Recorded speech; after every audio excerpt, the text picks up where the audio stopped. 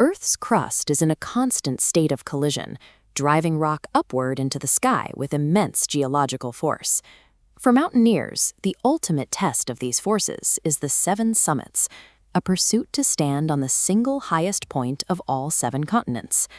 When we think of the highest point on the planet, we typically look to a single massive peak in Asia. But continents vary wildly in size and tectonic history, making the highest point a designation that shifts depending on where you stand. To understand the true scale of our planet, we need to climb an ascending ladder of continental peaks, starting from the lowest high. The first rung of this global ladder sits in the relatively flat expanse of New South Wales, Australia. Here, Mount Kosciuszko claims the mainland record at 2,228 meters. Its gentle, rocky slopes make it the most approachable peak on the list. Moving from the Australian outback to the deep freeze of the Southern Ocean, the environment becomes immediately hostile in Antarctica's Ellsworth Mountains. The Vinson Massif reaches 4,892 meters, more than double the altitude of the Australian champion. The tiny line of climbers in the bottom right corner illustrates the massive vertical scale of these icy faces. Even at the bottom of the 7 summits list, the leap in altitude and environmental danger between continents is massive. Pushing past the 5,000-meter mark takes us across the equator into Russia's rugged Caucasus region. Europe's highest point is Mount Elbrus. At 5,642 meters, its twin volcanic peaks rise cleanly through the clouds to dominate the high-altitude landscape. Finding Europe's closest competitor requires a move toward the equator, into the high-altitude regions of Tanzania. Africa's Mount Kilimanjaro edges out Elbrus, reaching 5,895 meters. The peak provides a stark visual contrast, with its massive glacier looming directly over the warm, dry savanna and acacia trees below.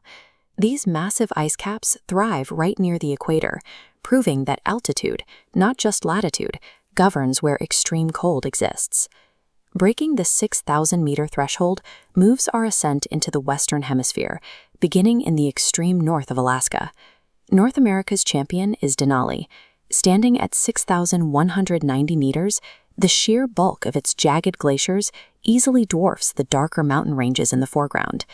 Traveling rapidly down the continental spine to Argentina reveals an even greater geological uplift. South America's Aconcagua is the highest mountain outside of Asia, reaching 6,961 meters. Terrestrial markers here record a peak that pushes toward the 7,000-meter boundary. While the heights found in the Americas dwarf the peaks of Europe and Africa, they serve as the foothills for the final ascent. The climax of this global ladder sits on the border of Nepal and China. Asia's Mount Everest hits 8,848.86 meters. Even among the massive Himalayas, Everest's dark, pyramid-shaped summit towers over the surrounding white peaks.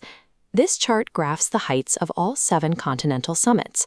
The progression is steady until Everest rises almost 2,000 meters past its closest rival. Comparing this peak back to our starting point reveals a vertical difference of 6,620 meters. The tectonic forces beneath Asia have produced a vertical landscape that exists on no other continent. Scaling from 2,228 meters to nearly 9,000 meters reveals the extreme variance of the Earth's crust. The top of the world is a relative target, shifting based on the continent you stand on. Achieving the full list requires navigating 7 distinct geological biomes, ranging from equatorial savannas to the interior of Antarctica. These 7 peaks provide a physical ruler by which we can measure the diversity of the Earth's crust. To truly understand the Earth, we must look past its averages and measure it by its towering extremes.